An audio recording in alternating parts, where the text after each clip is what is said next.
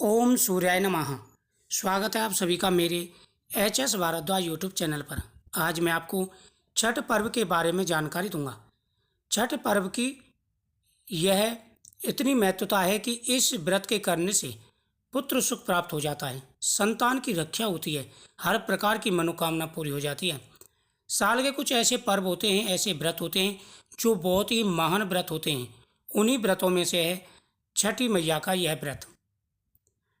छठ पूजा हिंदू धर्म का एक प्रमुख पर्व है जिसे मुख्य रूप से बिहार, झारखंड, उत्तर प्रदेश और नेपाल में मनाया जाता है। यह पर्व सूर्य देवता और छठी मैया को समर्पित है। छठ पूजा के 4 दिनों के अनुष्ठान में तीसरे दिन डूबते हुए सूर्य को अर्घ्य दिया जाता है। इस दिन का उद्देश्य सूर्यदेव और छठी मैया की पूजा करना है।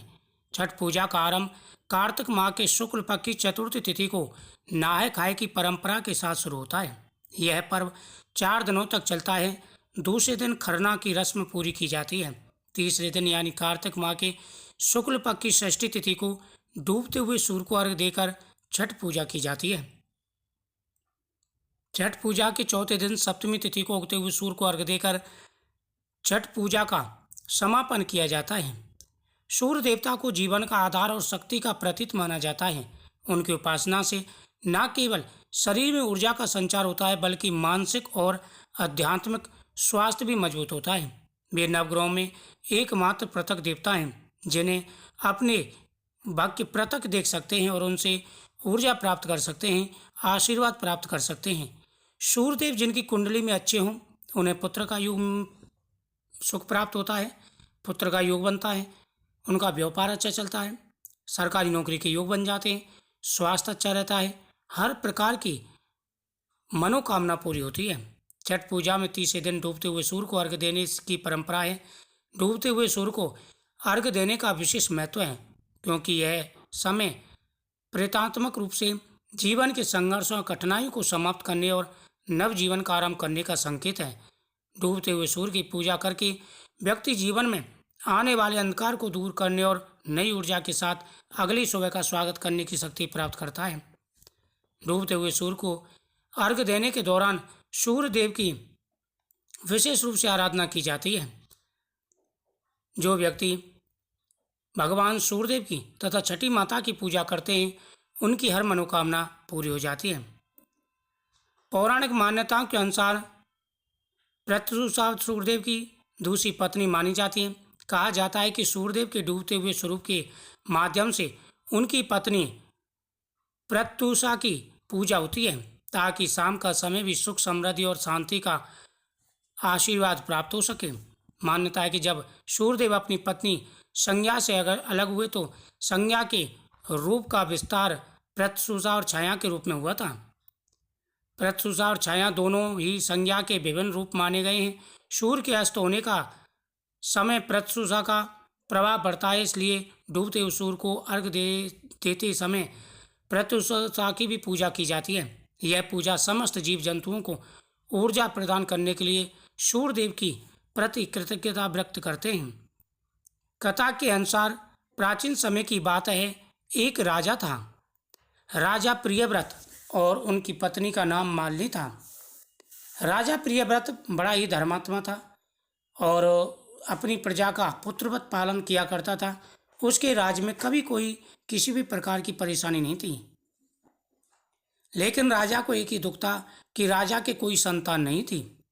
राजा इस विचार से बड़ा दुखी रहा करता था। एक समय राजा ने जंगल में जाकर महर्षि कश्यप को प्रणाम किया। महर्षि कश्यप ने राजा का आदर सत्कार किया तो राजा ने महर्षि कश्यप से कहा कि ऋषिवर, मेरे कोई संतान नहीं है और आप मुझे आशीर्वाद प्रदान करें और पुत्रिष्टि यज्ञ कराएं। तो महर्षि कश्यप ने राजा प्रियव्रत के कहे अनुसार पुत्रिष्टि यज्ञ करवाया।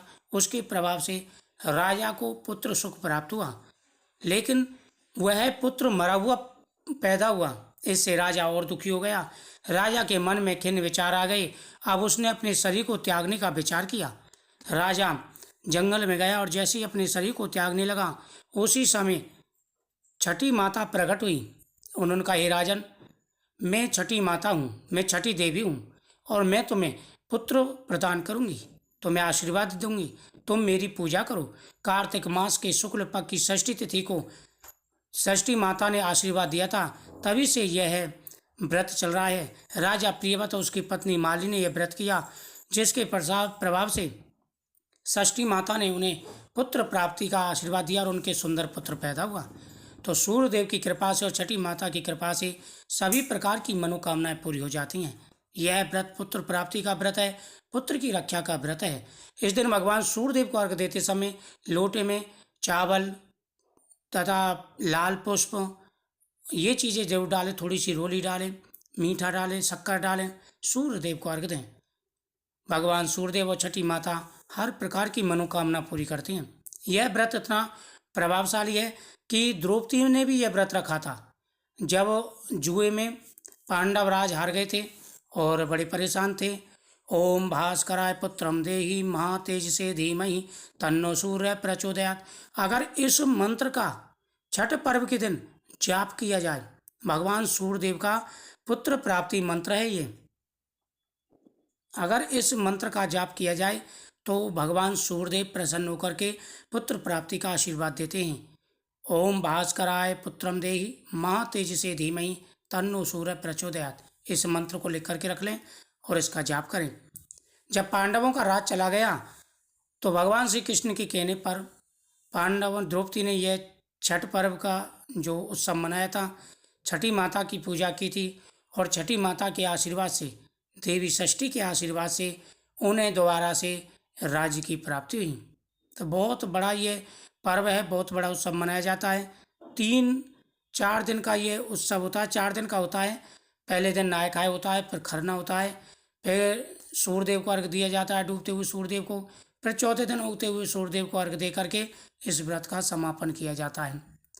तो बड़े ही उत्साह के साथ में, बड़े ही श्रद्धा भाव के साथ में यह पर्व मनाया जाता है।